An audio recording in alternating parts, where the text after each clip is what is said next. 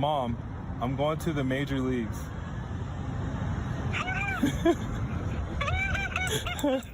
I'm going, Mama. I'm going, Mom. I promise. I promise, Mom. I'm going. Come on. I gotta figure out all the logistics in a second. They just told me just now. I did it, Mommy.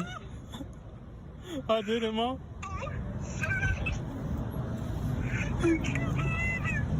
I love you so much. Thank you for everything, Mom. Thank you. Thank you for supporting me. I couldn't do this without you. Listen, I cried like the first 5 times I watched this, and yeah, it still doesn't fail to be a tearjerker here because it was a viral video that took the entire media landscape by storm. Wynton Bernard, the 10-year veteran of the minor leagues, telling his mom that he finally got the call up to the bigs, and we're so lucky to be joined by him right now here on Off Base. Okay, first of all, my friend, tell us about that moment for you, and of course the reaction around the world. You've got a lot of pub. Absolutely have. I'm so happy. It was such a special moment. It's a moment obviously I'll never forget, but my mother's love is so strong. And we felt that connection, and just to be able to tell her over the phone and on FaceTime, it was the most special moment in my career. I mean, she's looked at me since, I was in Little League, and she brought me up all the way. Obviously, my dad wasn't able to make it, my late father. He passed away in 2010, but I was so blessed to have my mom be a part of that moment. Yeah, and you could feel that energy, and it really does transcend sports, which I think is so special and why we do what we do. Wynton, let's get to the game itself and your first hit during the challenge. I mean, was that one of the most nerve-wracking experiences of your life? Oh my gosh, it was so nerve-wracking because I knew I was safe, and I was like, please just call me safe, please call me safe, and then he called me out. So then, I'm a rookie, right? And I don't want to be like, buddy, can you please review the call? But I was like, I'm 100% safe. So it's like, buddy, please just review it. I know I was safe. I'm so glad they overturned it.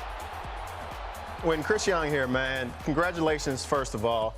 With that being said, hearing you talk to your mom, that really hit me because me and my mom were very close. I understand the sacrifices.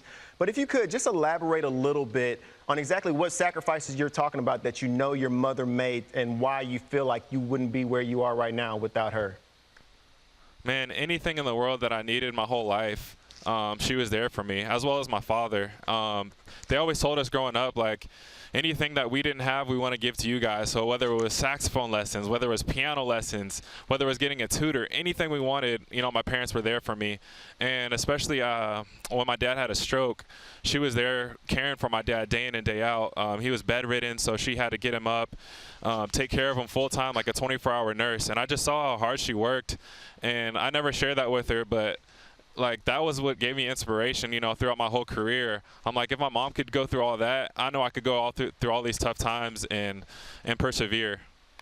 Hey, this is Hannah Kaiser. You found a way to show your appreciation for your parents on the field, too, with these custom bat knobs. Tell us a little bit about what you did for that game.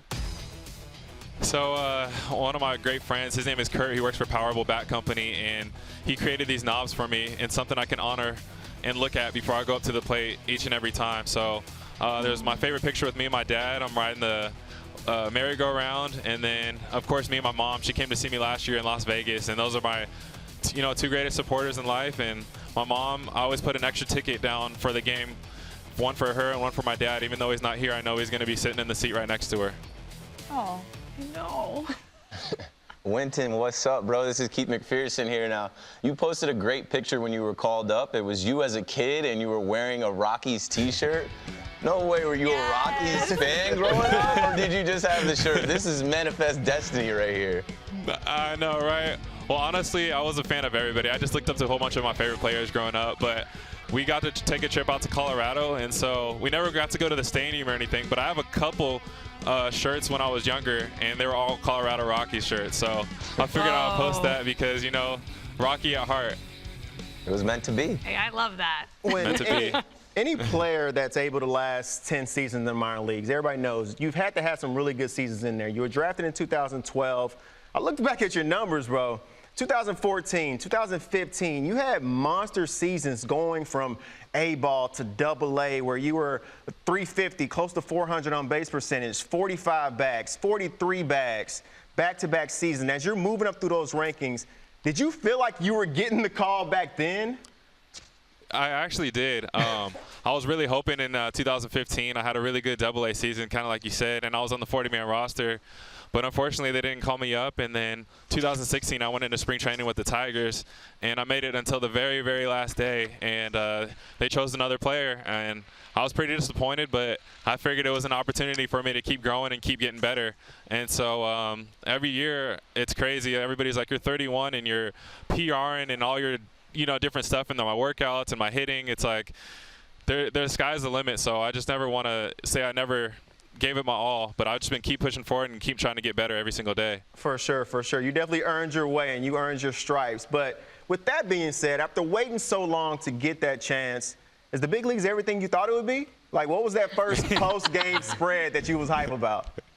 Man, it's more than I thought it would be. It is unbelievable. I mean, post-game spread, I'm getting all the food I want. The hotel we're at is so beautiful. We got the first big league flight, and these stadiums are incredible. It's crazy, man. I'm just like, I'm looking down and like, is this really real? And now I just want to work twice as hard as I have been. I was already working hard, but now I want to work even harder. LG referenced that you've been getting a lot of pub, a lot of fame for this video in particular and for your journey. So, okay, who's the coolest person that you've heard from since you got the call up? Oh my gosh, there's been so many, honestly, and I'm trying to get back to everybody. But it was pretty cool. Actually, yesterday, I'm really close friends with David Justice. He's, one of my mentors, and he surprised me with a FaceTime call. And on the FaceTime call was Anthony Anderson, and he had heard my whole story. I was like, is this really Anthony Anderson right now? But it was pretty cool. And I got a really, really special message from Ken Griffey Jr. He's helped me out a tremendous amount too. And awesome. He sent me the article, and he said, man, I'm so proud of you. And that's my favorite player growing up. It was just like, I have posters of him in my room, It's like, I mean, I'm sure every kid looked up to Junior growing up. Everybody does, but that was really, really special. Oh, man, you deserve it. So I think we've talked about this on the show. Crocs get rocks or rocks get Crocs. The Rockies get Crocs. We saw a video of you getting your Crocs and putting some gibbets on them. Tell us what you put on those. That's right. I think I got a little in and out because, I'm from San Diego, got a little in and out one. Yeah, dude. And Tow Mater is my favorite character, okay? Favorite character in cars. In college, I had Tow Mater stickers everywhere in my room. People used to make fun of me, but he's the best.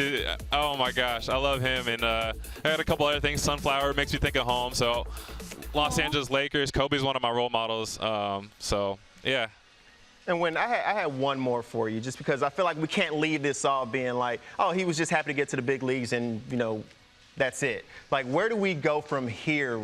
You want to still start off your big league career. You still want to stick around for a long time. So what is it that you want to show and use this opportunity for to prove your value to, the Rockies or whoever else out there is watching? Yeah, well, it's crazy because, I mean, everybody has their own story, right? And I've looked up to other people's stories. You look at JD Martinez and how hard he's worked his whole life. I wanted something like that where guys, they didn't look at me right away, but eventually I want to get to the highest level and be an all-star. The sky is the limit. Now that I have my opportunity, I just want to take it and run with it. Like you said, I've gotten to the big leagues, but now I want to be able to prove myself every day that I'm a major league player, I'm a starting center fielder, the whole 9 yards. Anything I could do to help the team win, whether I am on the bench or I'm base running, being a starter, anything I could do to help the team win, that's my goal. Speaking of opportunities and being a good teammate, our mutual good friend Ben Verlander, your former roommate, tweeted this picture out about you being on Family Feud as a kid. Oh, Tell goodness. us the story. Oh my gosh. So me and my brother Wayne, we were playing the 1990 video game, and we could not remember any of the answers because they were so old. So I was like, Wayne, we have to go on the real show. He didn't believe me. That night, I sent an email to Family Feud, and by 9 a.m. they said, you have auditions in LA if you can make it. What? So I brought the whole family out. We were there with Steve Harvey. It was incredible. But oh my gosh, I had a little afro at the time. Everybody always talks about that. It was amazing. So what and Steve happened? Harvey goes, oh gosh, well we lost. I went 0 for 3. Bad day at the plate. Bad day at Family Feud.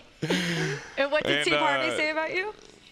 Oh man, Steve Harvey goes up to my mom after one of my answers, which might not be appropriate right now, and he goes, "That Wynton's a nasty little thing." What was the answer? Oh I mean, my this is a gosh. fun show. I feel like you can get away with it. Just say the answer. Well, Don't say the question. was okay. It was birth control pills, but the question before that it was just kind of a mess. But I know they took it down off YouTube. Maybe it's for the better. They need to get a clip of Steve Harvey saying Wynton's a nasty thing and play it when you get like a hit or a stolen base. You know what I mean? Got to make it a Right. thing. If the Rockies are listening, that's what. They You know, I love that. I actually have some connections there with the in-game entertainment department with the Colorado Rockies. Used to be the in-game host, probably when you were much older, awesome. so I aged myself.